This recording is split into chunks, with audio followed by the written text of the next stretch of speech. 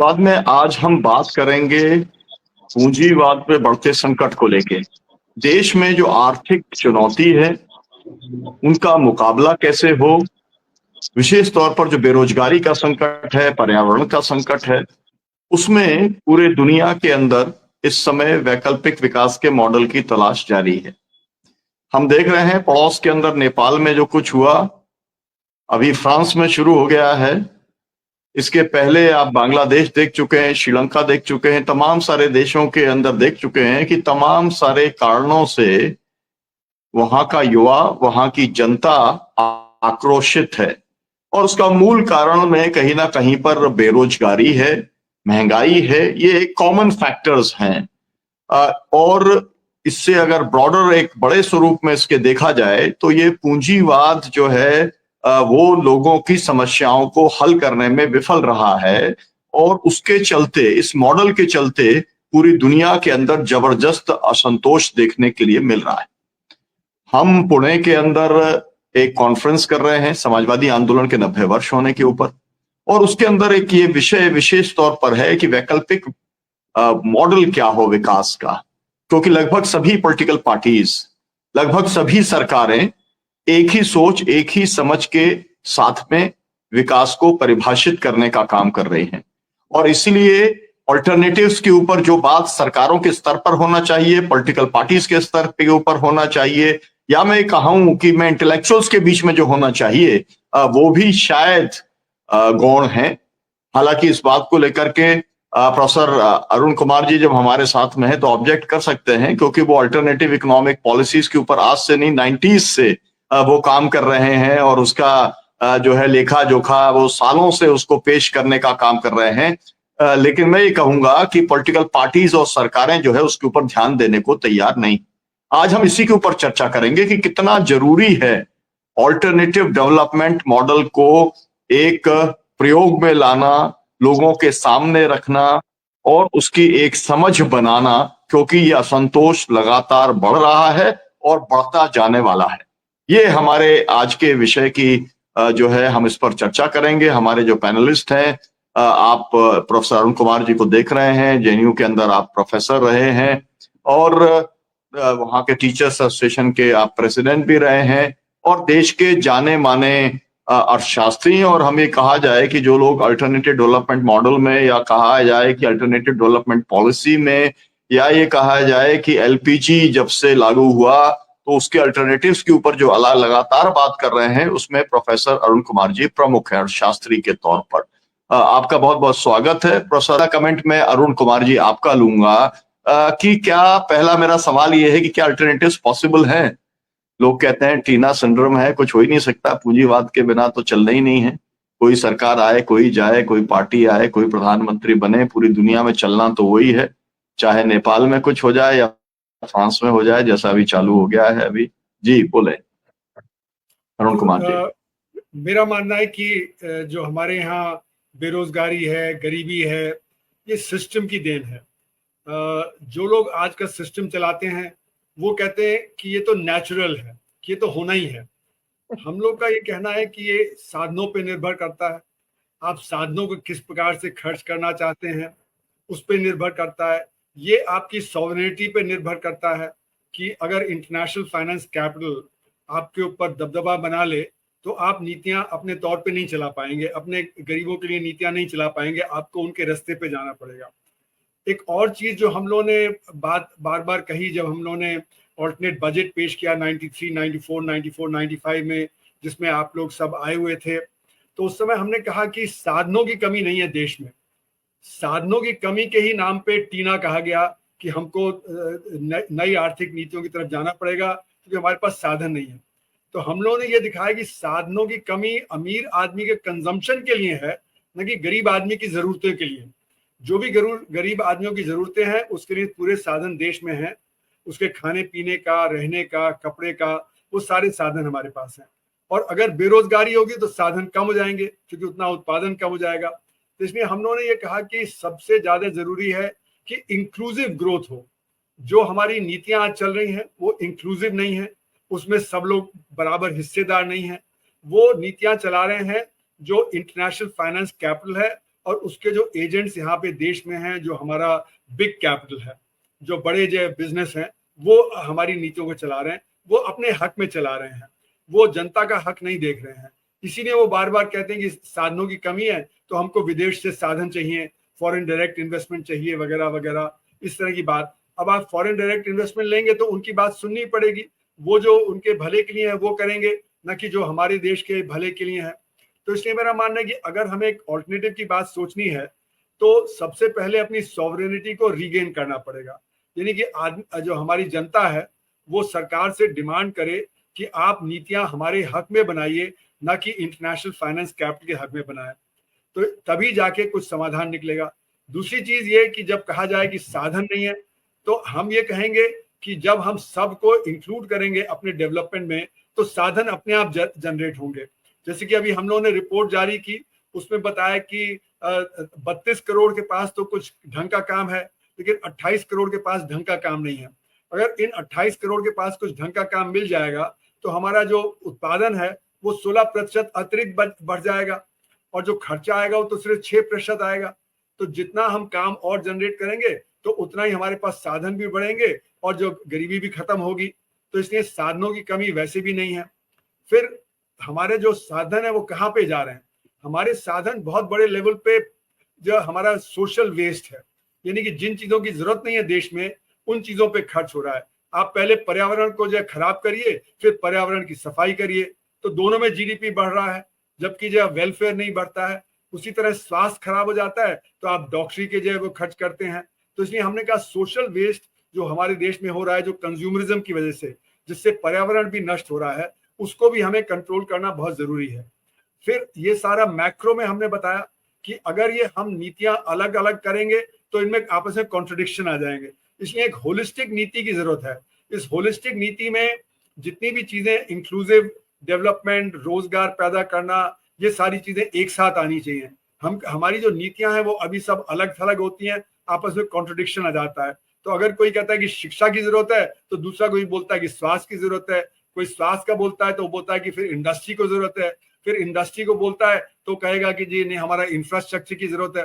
तो हमारी जो नीतियां होनी चाहिए, जो ऑल्टरनेटिव है, वो होलिस्टिक हो, वो पीसमील ना हो, उसमें पर्यावरण भी जुड़ा हो, जो हमारा किसान है वो भी जुड़ा हो, हमारा वर्कर है। और मेधा जी तो डिस्प्लेसमेंट पे बहुत काम किया है, जो हमारे यहाँ देश में जिस तरह का डेवलपमेंट हो रहा है, जिसमें कि जो डिस्प्लेसमेंट हो रहा है, वो भी उसके साथ जुड़ा होना चाहिए कि लोगों की जो क्या मंशा है, वो क्या चाहते हैं, वो उसमें आना चाहिए। तो इसलिए जो होलिस्टिक प्लान बनेगा तभी हम जाके ऑल्टरनेटिव की तरफ चल सकते हैं।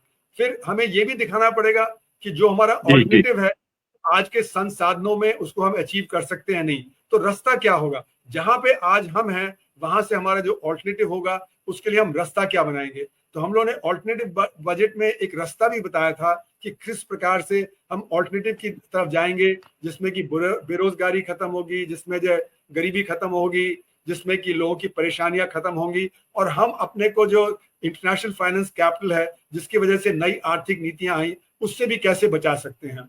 तो ये सारे के सारे जो पैरामीटर्स हैं, ये हम लोगों ने उस ऑल्टरनेटिव बजट में रखे थे, क्योंकि ऑल्टरनेट बजट का मतलब है कि कहाँ से साधन आएंगे और कहाँ खर्च होंगे, और किस तरह से 5 साल के अंदर हम अपना टारगेट अचीव करेंगे। क्योंकि कुछ तो समय लगेगा बदलने में, पहले तो सॉवरेनिटी रीगेन करना, फिर अपनी जो नई जो हमें एजेंडा देना, फिर वो नए एजेंडा पे लोगों का जो जुड़ना उसके साथ, तो इसमें कुछ समय लगेगा। तो ये पाथ क्या होगा, ये ट्रेजेक्ट्री क्या होगी इस पाथ की, वो भी हमें देना बहुत जरूरी है, तभी हम ऑल्टरनेटिव की तरफ जा पाएंगे।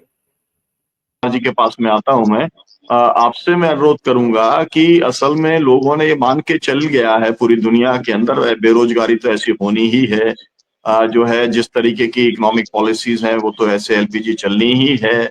इस सब के बीच में क्या युवाओं की जो एक सबसे बड़ा सवाल है बेरोजगारी का, क्या उसे हल करने के लिए कोई इकोनॉमिक सॉल्यूशन है?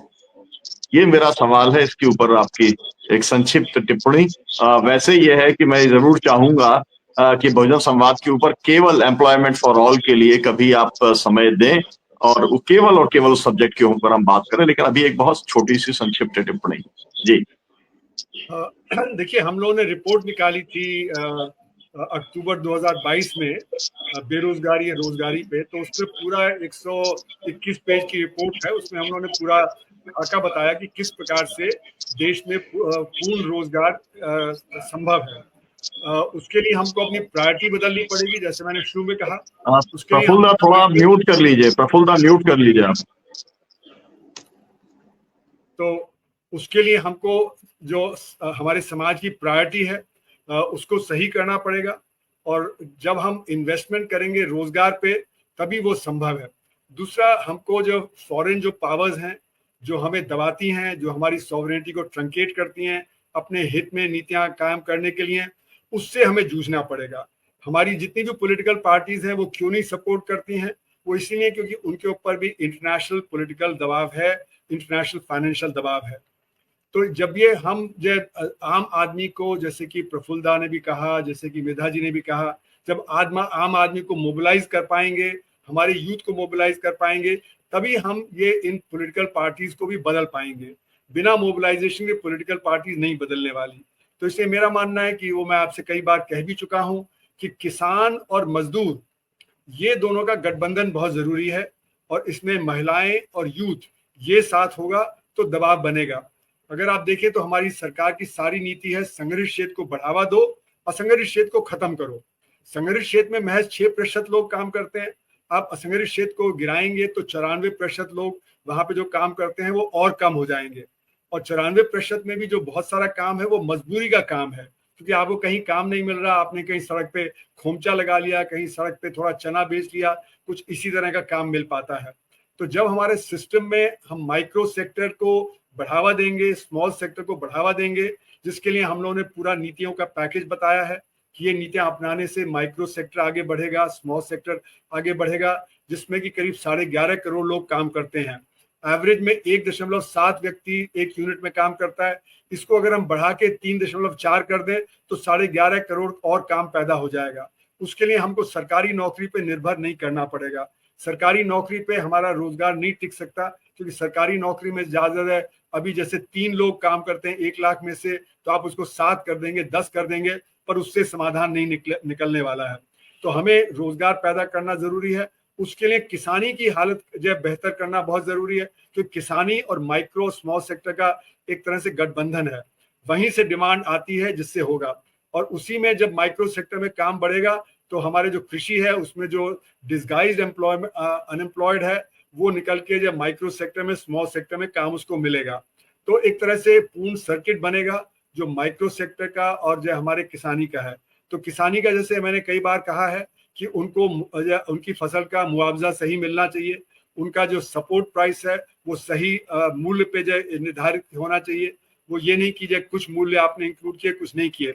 तो इसलिए जब माइक्रो सेक्टर आगे बढ़ेगा, जब लेबर आगे बढ़ेगा, तो डिमांड फूड की भी बढ़ेगी, और फूड के प्राइसेस जब सही हो जाएंगे तो किसान की आमदनी, तो यानी कि एक मैक्रो पैकेज जिसमें कि एम्प्लॉयमेंट, किसानी और जो माइक्रो सेक्टर और स्मॉल सेक्टर, ये सब जब एक साथ आएंगे तभी ये संभव होगा। और यही पैकेज हम लोगों ने उसमें बनाया है कि किस प्रकार से किस किस सेक्टर में कहाँ कहाँ रोजगार पैदा किया जा सकता है।